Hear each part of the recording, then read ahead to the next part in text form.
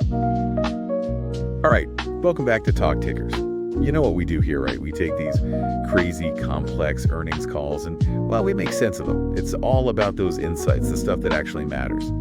So today, buckle up because we're diving headfirst into Palo Alto Networks. Palo Alto Networks. Yeah, they just had their Q1 2025 earnings call. Oh.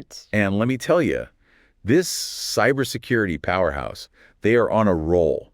We're going to figure out what's fueling this success and what it all means for the future of, well, cybersecurity itself. The future of cybersecurity. Big stuff. Oh, and before I forget, stick around till the end. We've got our This Is Not Financial Advice segment coming up. Always a good time. We'll be pitching, well, let's just say an outrageous but plausible trade idea, you know, based on all this Palo Alto goodness we're about to uncover. Sounds intriguing. So platformization, have you heard of this? Platformization. Oh, you mean like with Palo Alto Networks? Yeah, exactly. Yeah, it's fascinating. It's like their big thing. They're laser focused on it. It's essentially consolidating a whole bunch of different security tools into a single platform. Right. So instead of juggling like a dozen different security solutions, each with its own, interface, its own quirks, you've got just one platform to rule them all. Precisely. And it's not just some, empty marketing buzzword either. Yeah. Even their competitors, even Palo Alto Networks competitors are starting to echo this strategy. Really? Which, well, it tells you something, right? It suggests it's really hitting home with customers. I mean,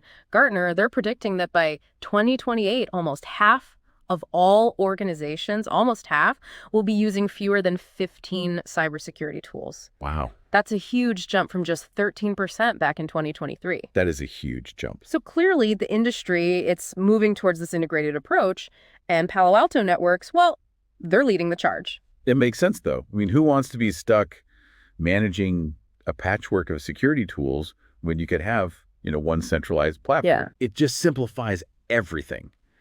I remember during the call, one customer, they put it perfectly. They said, it's like having one pane of glass versus many glasses of paint. That's a good one. It's brilliant.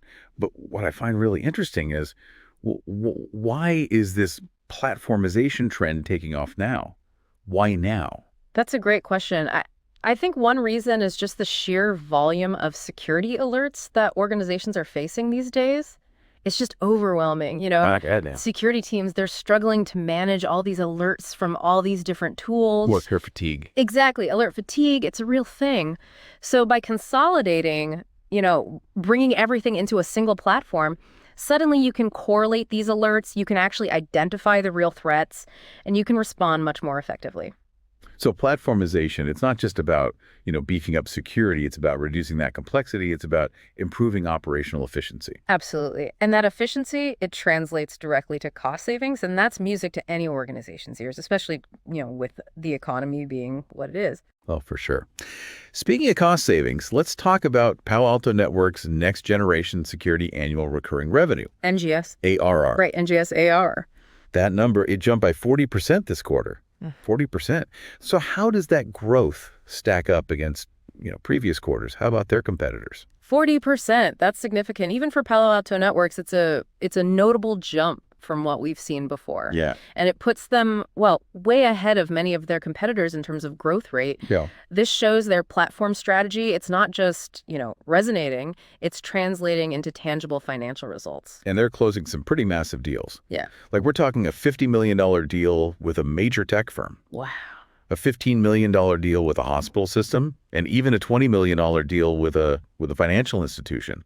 All in just this last quarter. That's impressive. These aren't small players. These are heavy hitters putting their trust and, more importantly, their money where their cybersecurity needs are. Exactly. And it's not just about landing those new customers either.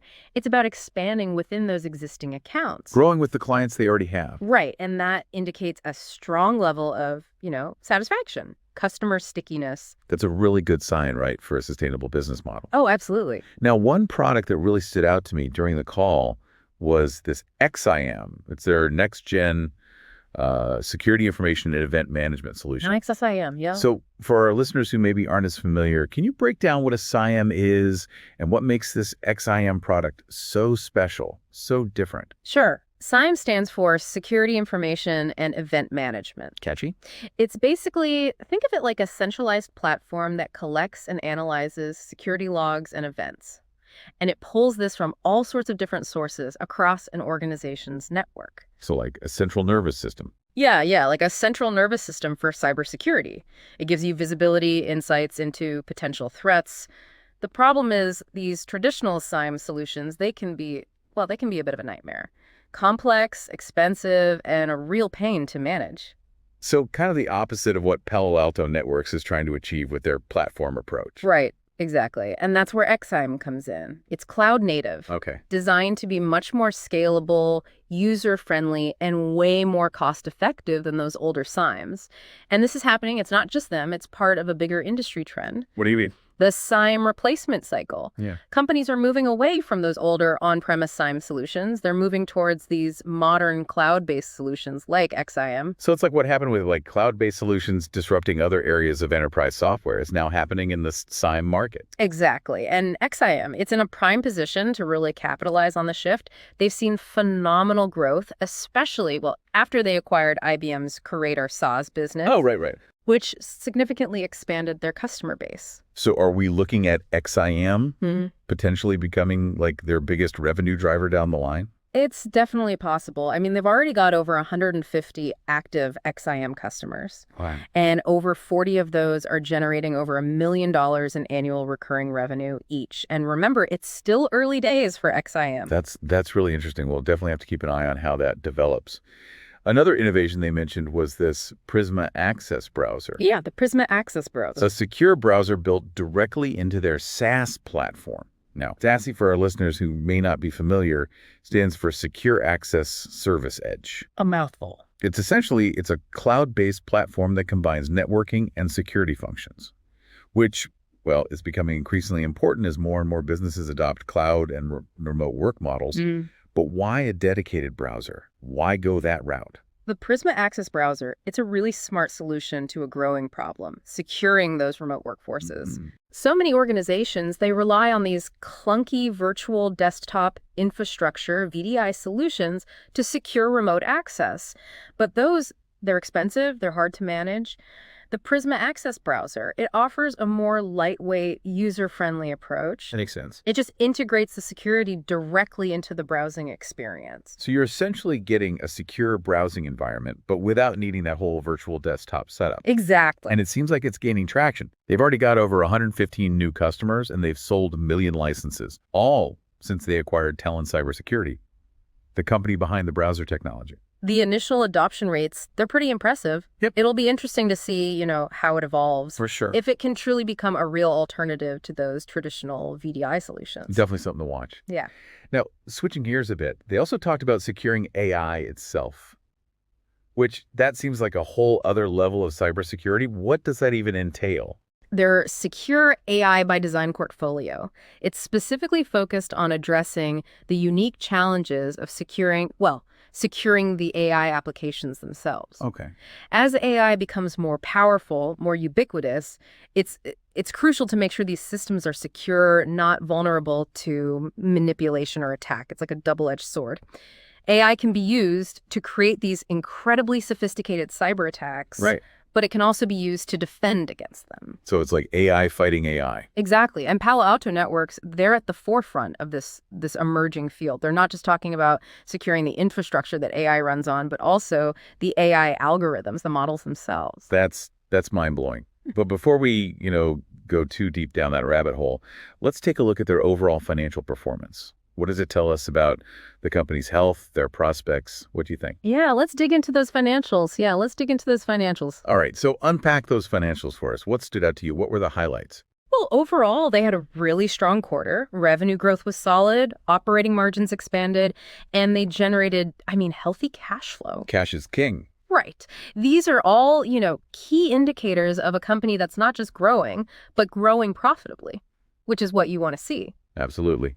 I'll admit, I get a little lost sometimes when it comes to like the nitty-gritty of financial statements. Yeah. So what does all this tell us about Palo Alto Networks' overall strategy? These strong financials, they really validate their platformization strategy. Okay. By consolidating those security tools, streamlining operations, they're achieving greater efficiency and profitability, even while they're still investing heavily in, innovation and growth. Right, because you got to spend money Right. to make money. Right. And then there's the 2-for-1 stock split they announced. Oh, yeah, the stocks. What's the significance of that? Especially, for us regular folks, not the Wall Street wizards. A stock split basically means they're dividing each existing share into 2 shares. It doesn't change the fundamental value of the company, but it makes the shares more affordable for, individual investors. So it's like slicing a pie into more pieces. Mm-hmm. The pie itself stays the same size, Yeah. but now more people can grab a slice. Exactly. And psychologically, it can make the stock seem more accessible,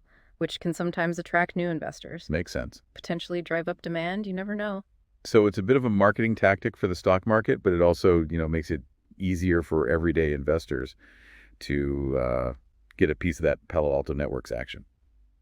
Okay, enough about the numbers. Let's get to the fun part. The fun part. This is not financial advice segment. Here we go. Let's hear that outrageous but plausible trade idea you've cooked up for us. All right. Remember, everyone, this is purely for entertainment, definitely not financial advice. Right, of course. Don't base your investment decisions on our wild speculations, please. We're all responsible adults here. Let's hear it. What's the pitch? Okay, here it is. Go all in on Palo Alto Networks because they're on track to become the Microsoft of cybersecurity. Whoa, hold on. The next Microsoft. That's a pretty bold statement. I know, but hear me out. Okay. They're hitting all the right notes. They've got a dominant platform. They're capturing market share like crazy. They're constantly innovating, and they're tapping into that massive growth potential of AI and cloud security. They're even poaching top talent from their competitors. All signs point to a company that's, poised for long-term success. I gotta admit, you've got me thinking. It is exciting to see a tech company potentially evolving into an industry titan right before our eyes. But even if they don't become the next Microsoft, their growth trajectory is impressive, to say the least. Absolutely. And remember, this isn't about chasing, tomorrow's stock price. It's about recognizing the potential of a company that could define the future of cybersecurity. Well said. But before anyone rushes out to put all their eggs in the Palo Alto Networks basket, let's reiterate, this was purely hypothetical. Purely hypothetical. Do your own research. Consult with a financial advisor, and don't blame us if things don't go exactly as we predict. We're just, 2 podcast hosts sharing our thoughts. We're not licensed professionals. Not dispensing financial wisdom. Right. Now, for our final thought-provoking question. All right, hit us with it. Today, we discussed how AI is being used to both attack and defend in the cybersecurity space. This raises an interesting question. With AI becoming, increasingly powerful, will we eventually reach a point where cybersecurity is fully automated? What would that even look like? What would be the implications of that for businesses, for individuals? That's a fascinating question. A world where, machines are fighting machines, constantly learning, constantly adapting to new threats. It's a little scary, right? It's both thrilling and a little unsettling. What happens to the human element in cybersecurity? What are the ethical considerations of handing over such critical responsibilities to machines? Yeah, it's definitely something to ponder. It seems like science fiction. But with how fast technology is advancing, it might not be as far-fetched as we think. It really makes you think, doesn't it?